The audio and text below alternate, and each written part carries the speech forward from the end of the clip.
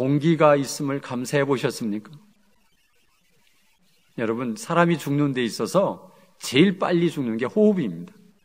호흡이 딱 멈추면 사람은 금방 죽습니다. 그래서 암 중에서도 이 폐결핵 아니면 폐에 관한 이런 것들이 있어서 이렇게 빨리 죽게 되는 이유가 많이 있습니다. 그런데 여러분, 이 공기가 없으면 우리는 금방 질식사해버리고 맙니다. 금방 우리의 생각이 멍롱해지면서 그냥 혼수 상태로 빠지는 것이 이 공기예요. 그런데 우리나라 공기가 얼마나 깨끗한 공기로 가고 있습니까? 그런데 우리는 그 공기에 대한 감사를 느껴본 적이 없습니다. 여러분, 이 감사라고 하는 것은 우리가 열심히 해봐야 됩니다.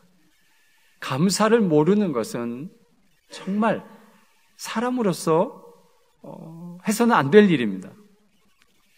감사는 좋은 관계를 형성하는 매개체입니다. 감사를 받으면 받는 사람이 기쁩니다. 내가 베풀었더니 감사를 하네? 참 그 베푼 것에 대한 감사가 마음이 기쁩니다. 근데 여러분, 감사를 드리는 사람도 기분 나쁘게 감사를 드리면 받는 사람이 기분 나빠집니다. 그래서 감사를 드리는 사람은 웃는 얼굴로 해야 됩니다. 당연히. 속은 안 감사하더라도 표현은 감사합니다 하고 웃으면서 해야지, 인상을 팍 쓰면서 감사합니다라면 그것은 절대로 감사로 받아주지 않습니다. 그래서 감사는 기쁨이 오가는 매개체입니다. 감사는 또 감사를 만듭니다. 자꾸 무엇을 해줬을 때 그 사람이 너무 감사해하면 또 주고 해주고 싶은 거예요. 왜요? 그 감사하는 모습에 내가 보람을 느끼고 기쁨을 얻기 때문에 그렇습니다. 그래서 감사는 감사를 낳습니다. 감사는 최상의 예절입니다. 예절이죠. 감사를 할 줄 모르는 사람은 예절을 모르는 사람입니다. 독일의 마틴 바덴이라는 사람이 있었습니다. 자유주의적 사상이 있다고 해서 극보수파에게 밀려나 젊은 시절에 고생을 많이 한 정치가입니다. 그러니까 자유 사상이 너무 강하고 극보수파에게 밀려났습니다. 그래서 혼자 방황을 하니 돈도 없고, 그래서 값싼 여관에서 하룻밤을 지내게 되었습니다. 여행 과정에. 값싼 여관이라 허술해가지고 신발을 잃어버렸어요. 자고 일어났더니 문 앞에 벗어놓은 신발이 없어져 버린 거예요. 얼마나 난감한지. 그래서 화가 잔뜩 나가지고 내 신발 누가 훔쳐갔느냐고 계속 투덜거리니까 지나가는 사람이 아침부터 왜 그러냐고 물었습니다. 그때 이렇게 얘기합니다. 하나님도 무심하시지.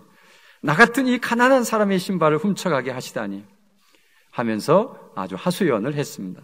그랬더니 지나가는 사람이 그럼 내가 신발을 얼른 갖다 드리겠습니다 하면서 자기가 신던 신발을 가져왔습니다. 그러면서 그가 하는 말이, 우리 교회 나가지 않겠어요? 그 신발을 준 고마움 때문에 안 간다 소리도 못하고 그냥 끌려서 교회에 갔습니다. 가서 예배를 드리는 거기에 앉아 있는데 두 다리를 잃은 사람이 거기에 앉아가지고 기도를 하는데 감사합니다라는 기도를 계속 외치고 있는 거예요. 아무리 봐도 감사할 게 없는 저 사람이 나는 신발 잃어버렸다고 그렇게 투덜거렸는데 신발을 신지 못한 저 다리를 다 잃어버린 사람이 뭐가 그렇게 감사하냐라는데 그는 눈물을 흘리면서 감사의 기도를 드리고 있었습니다. 그때 이 마틴 바덴은 큰 감동을 받으면서 자기가 얼마나 불평하며 얼마나 투정을 부리며 살았는가를 반성하면서 다시 하나님 앞에 감사하며 이제는 내게 주어진 모든 삶에 대해서 감사하며 살겠습니다 라고 늘 감사하는 마음으로 바꿨습니다. 그의 삶은 달라지기 시작했고 감사의 조건들을 찾아가지고 계속 감사하다 보니까 하나님의 축복으로 국민의 존경을 받는 독일의 재무장관이 되어서 국가를 위해서 크게 일하는 정치가가 되었다는 예화가 있습니다. 여러분, 축복은 감사하는 자의 것입니다. 믿으십니까? 누가복음 17장 나병 환자 10명이 예수님 앞에 치유를 받습니다. 제사장에게 보이러 가다가 병이 나은 걸 알았어요.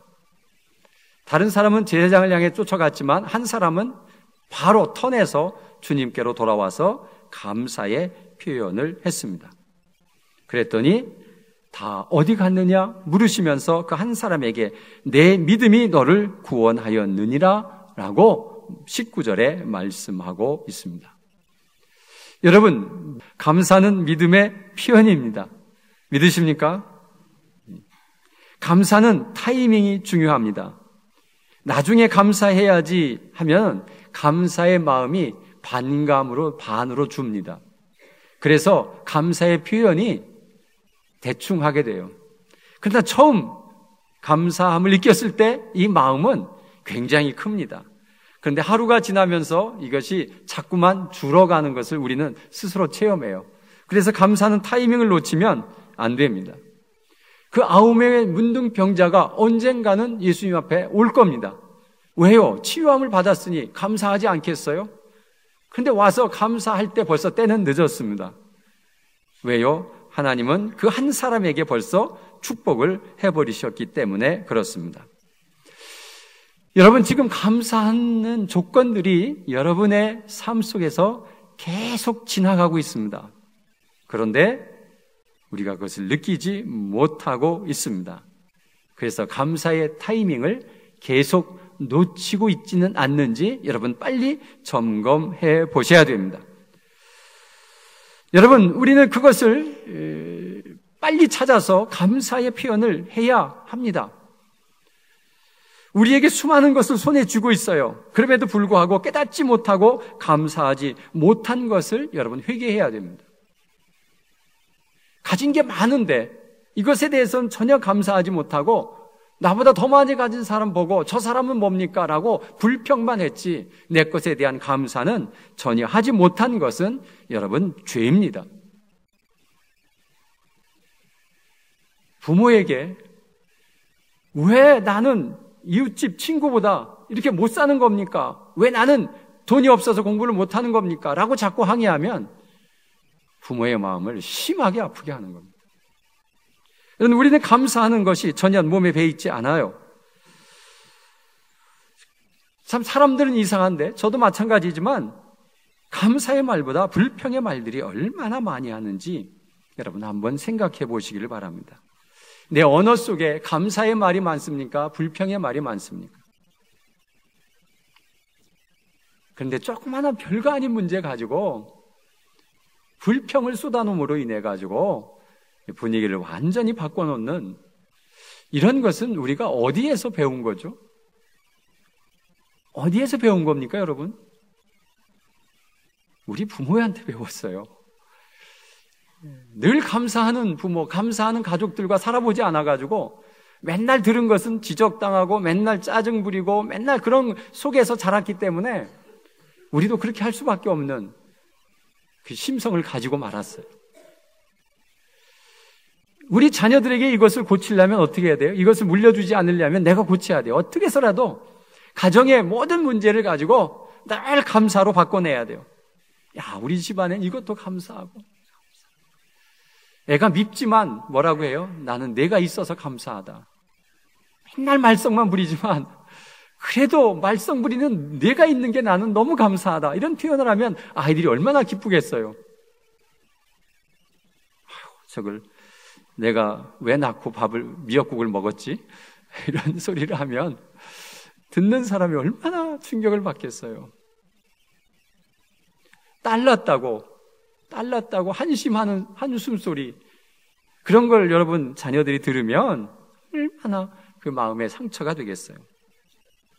여러분, 우리는 이런 불평에 대해서 좀 우리가 생각을 해봐야 돼요. 이 불평은요, 하나도 발전적이지 않습니다. 절대로 고쳐지지 않습니다. 불평은 뭘 낳을까요? 예? 불평을 낳아요. 뭐라고 하면 너는 잘했어? 아버지는 잘해? 그리고 말을 해버리지 않습니다. 그리고 자기가 불평을 받은 것에 상처를 받아서 누가 나에게 조금만 뭐라고 하면 나도 그 사람을 향해서 불평을 해댈 수밖에 없습니다. 여러분, 우리는 우리 언어 속에 감사가 이루어진 것에 대해서 하나님 앞에 회개해야 됩니다. 감사하는 게 죄입니까? 죄입니다. 감사를 계속해서 올라가다 보면 그 끝에 누가 있을까요? 하나님이 계십니다. 하나님이 계십니다. 그래서 감사하는 자에게 하나님은 축복하십니다. 부모가 있는 것에 대한 부모에 감사하면 부모를 누가 주셨어요? 하나님이 주셨거든요. 결국에는 부모에게 감사하는 것은 하나님께 감사하는 것. 이런 아름다운 꽃에 대해서 감사하는 것은 이것을 만드신 분이 누구예요? 하나님이에요. 그렇기 때문에 감사의 끝에는 분명 하나님이 계십니다. 그래서 우리의 입술을 통해서 계속 감사의 표현은 그 결국 누가 영광을 받으시는 거예요? 하나님이 영광을 받으시는 거예요. 그래서 감사하지 않는 것은 죄라고 우리는 말할 수 있습니다. 여러분, 오늘 본문에서는 하나님이 갑자기 막 부릅니다. 50장 1절에 보니까 말씀을 좀 띄워줄 수 있으면 띄워주면 좋겠습니다. 전능하신 하나님 여호와께서 말씀하세요. 해 돋는 데부터 해 지는 데까지 막 부르셨다는 거예요. 막 해 짓는데 해 돋는. 그러면 온 지구에 있는 사람들을 다 부른 겁니다. 그리고 하나님이 보여주시는데 어떻게 보여주느냐 하면 2절에 보니까 온전히 아름다운 시온에서 하나님의 빛을 비췄다고 그랬어요. 그리고 또 3절에 보니까 잠잠하지 아니하시다. 그리고 삼키는 자의 불이 있고 사방에서 광풍이 불리로다. 하나님이 막 사람들을 막 불렀는데 하나님이 그냥 부른 게 아니라 막 빛이 나오고 막 소리가 나고 또 광풍이 막 불어오는 거예요. 사람들이 깜짝 놀라서 누가 이렇게 부르지라는 것이죠. 근데 왜 부르냐 봤더니 4절에 하나님이 자기 백성을 판결하시려고 위 하늘과 아래 땅에 선포하사 백성들을 다 불러라, 내가 판결하겠다, 이렇게 말하면서 또 5절에 보니까 나의 성도들을 내 앞에서 모으라, 그들은 제사로 나와 언약한 이들이다. 성도들 모아라, 그들은 나와 제사로 언약한 사람들이다. 다 모아라, 믿는 자나 안 믿는 자나 다 모아라, 이렇게 말하시면서 6절에 보니까 그는 심판장이심이라 라고 말해요. 심판하시려고 언젠가는 다 부르시겠다라는 것입니다. 자, 불러놓고 외치는 말씀이 7절에 있는데 내 백성들아 들으라, 내가 말하리라, 이스라엘아 내가 증언하리니, 이렇게 얘기합니다. 내가 백성들아 들어라, 내가 말한다, 내가 증언한다. 뭔가 다급한 이야기 아니면은 정말 중요한 이야기를 하겠다고 하나님께서 지금 백성들을 다 모으고 잘 들어라, 이렇게 말씀하시는 거예요. 나는 하나님 곧 내 하나님이로다. 내가 하나님이다. 자기의 존재를 딱 밝히면서 잘 들어라, 이렇게 얘기합니다. 나는 내 재물 때문에 너를 책망하지 아니하리라. 내 번제가 항상 내 앞에 있음이로다. 나는 너희들이 재물을 많이 드리고 적게 드리고 이것에 책망하지 않겠다. 왜냐하면 내 번제가 내 앞에 있다는 것입니다. 이 번제는 자기가 죽어야 되는데 양을 잡아서 각을 떠서 하나님 앞에 드리는, 그래서 하나님 앞에 늘 회개하는 번제가 있다는 것입니다. 그 번제, 자신을 용서함 받기 위해서 드리는 그 번제 때문에 나는 너희들을 재물에 관해서 뭐라고 하지 않겠다. 그러면서 내가 너희 집에 수소 또 숫 염소를 가져가지 아니하리라. 내가 제사 문제로 너희들의 동물들, 너희들이 정말 간 거 빼앗지 않겠다. 그리고 그 이유는 살림의 짐승과 산의 가축이 다 내 것이다. 내가 무엇 때문에 너희들의 가축을 빼앗겠느냐?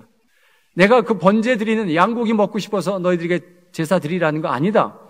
그런 재물 내가 빼앗아 가려고 하는 게 아니다. 왜냐하면 산에 있는 무 짐승 다 내 건데 내가 뭐 필요해서 네 것을 빼앗겠느냐, 그 말을 합니다.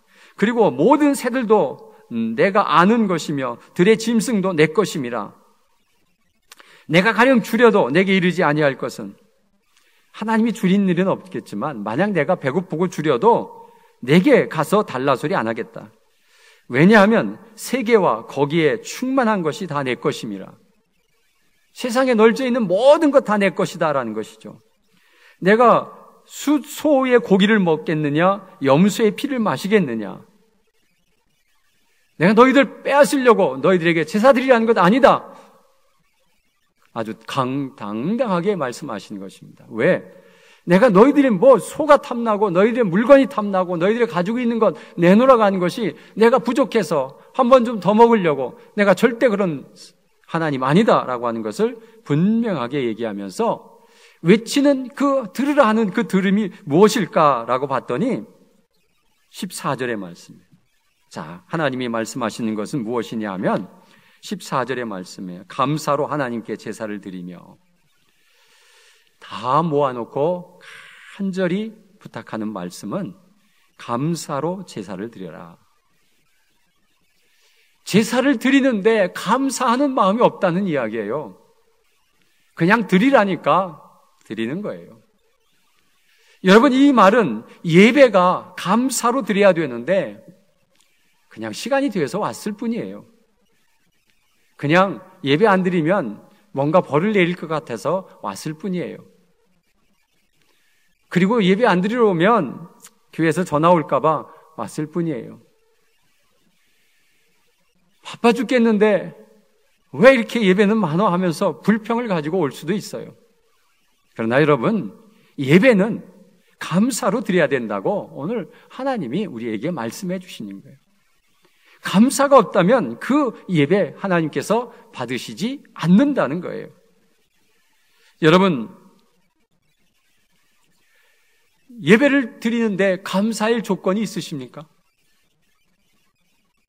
감사를 안 해봐가지고 오늘 교회 갔는데 내가 왜 어떤 감사로 예배 드리지? 라고 좀 따져보셔야 됩니다. 그래야 그 마음을 가지고 예배를 드리지 않겠어요? 찬송가에 이런 말이 있죠. 받은 복을 세어보아라. 왜 세보라고 그래요? 그 받은 복 몰라서요? 받아놓고도 감사하지 않으니까 제발 세봐라. 내가 얼마나 복을 받고 있는지. 그리 세봐야 내가 감사함을 알 수 있다라는 것입니다. 난 진짜 감사할 게 없는데요 라고 했더니 하박국 선지자가 이렇게 감사합니다. 소양간에 외가 없어도, 소가 없어도 감사하고, 포도나무에 열매가 없어도 감사하고, 없는 것 가지고 감사를 해요. 이게 무슨 감사입니까? 자신의 부족한 것 때문에 감사를 드려요? 여러분, 하나님 앞에는 이렇게까지라도 감사를 드리라는 거예요. 이게 감사하는 자, 예배하는 자의 자세라고 하는 것을 우리는 말하고 있는 거예요. 정말 하나님께서 예배를 드리는 자에게 감사 없이 드리는 이런 예배를 드리는 것에 대해서 탄식하시면서 어떻게 해서라도 너희들이 감사하는 마음으로 되기를 원하는 거예요. 이 우주 만물을 다 주시고 살도록 만들어 주셨는데 감사가 없어요. 그저 마지못해서 끌려오는 것처럼 바쁜데 이런 생각을 하면서 그냥 오는 것처럼 예배를 드리는 것은 하나님이 받으시지 않는 우리는 제사와 예배를 드리게 되어 있습니다. 그래서 여러분, 감사를 세워보시기를 바랍니다. 두 번째는 하나님께 약속한 소원을 갚아야 한다고 오늘 말씀하고 있습니다. 지존하신 이에게 내 소원을 갚으며 라고 되어 있습니다. 내가 소원한 것, 하나님 앞에 내가 이렇게 하겠습니다 라고 소원한 것 있으신가요? 그거 다 갚으셨나요? 없는데요. 나는 하나님 앞에 약속한 거 아무것도 없는데요. 여러분, 약속한 거 없으십니까? 기도를 하시면서 하나님께 뭐라고 기도하셨습니까? 주일을 성수하고 와서 주일을 빠진 다음에 그 다음 주에 와서 뭐라고 기도하셨습니까? 하나님 죄송합니다. 내가 다시는 주일을 범하지 않겠습니다. 그렇게 말씀하지 않으셨나요? 그런데 그 서원을 왜 안 갚으시죠? 하나님, 내가 신앙생활 대충 했습니다. 예배도 많이 빠지고 그래서 다시는 이렇게 안 하겠습니다 라고 하나님 앞에 서원하지 않으셨습니까? 여러분, 우리도 내가 서원한 것을 모를 때가 너무 많이 있어요. 내가 다시는 이런 삶을 살지 않겠습니다. 하나님, 저를 용서해 주세요. 이런 얘기를 수없이 해놓고는 그 말한 서원을 전혀 갚지 않아요.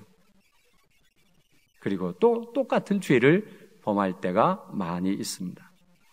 여러분, 서원한 사람은 다 잊어버렸는데 들은 사람은 다 기억하고 있어요. 이거 얼마나 큰 문제가 생기겠습니까? 여러분, 이런 서원을 하나님께서 갚으시라고 하는 겁니다.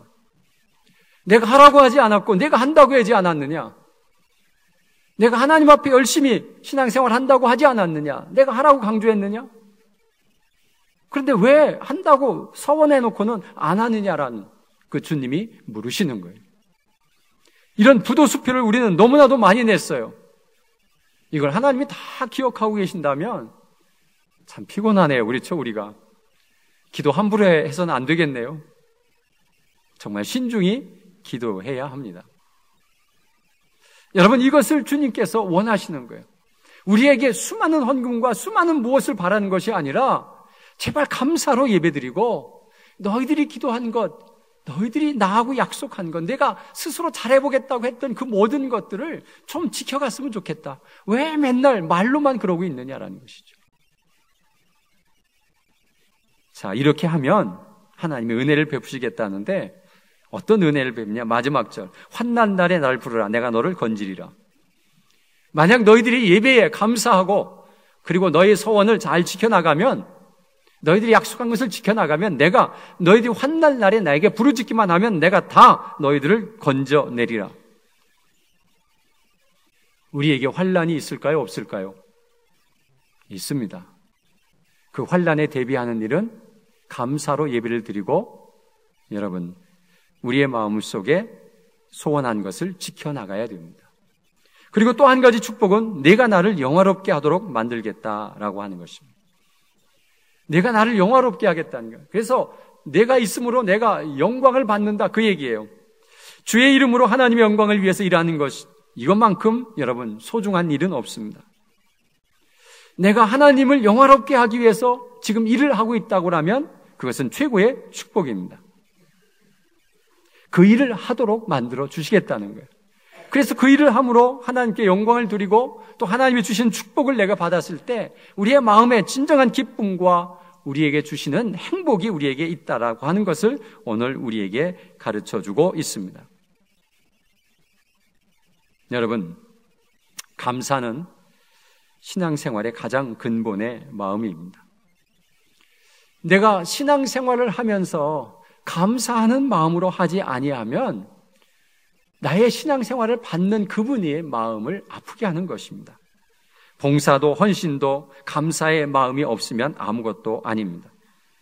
여러분이 와서 열심히 일하는 것도 감사하는 마음으로 하지 아니하면 그것은 하나님께 아무런 득이 되지 않습니다. 불평하면서 짜증내면서 이런 일들은 하나님 앞에 우리가 회개해야 할 일들입니다. 여러분, 우리가 일주일 동안, 다음 주가 일주일 동안 무엇이 감사한지를 좀 묵상해 보시고 다음 주일이 감사 주일입니다. 저는 감사의 조건으로 하나 있어 여러분에게 감사합니다. 왜냐하면 제 설교를 잘 들어주고 있거든요. 못하는 설교를 아주 거기에다가 또 목사님 은혜 받았습니다 라고 막 감사의 표현을 할 때는 저는 너무너무 감사합니다. 얼마나 감사한지 몰라요. 우리 장로님들이 감사하고 권사님들이 열심히 일할 때마다 감사하고 우리 성도님들이 열심히 와서 쫓아와서 교회에 와서 봉사하고 헌신하며 은혜 받는 그 모습들을 볼 때마다 저는 얼마나 감사한지 모릅니다. 여러분, 감사의 조건을 찾으면 수없이도 많은데 우리는 그 조건을 찾아내지 않았기 때문에 그렇습니다. 여러분, 일주일 동안 조건을 좀 충분히 찾아서 감사주일이라는 특별한 감사를 하는 날입니다.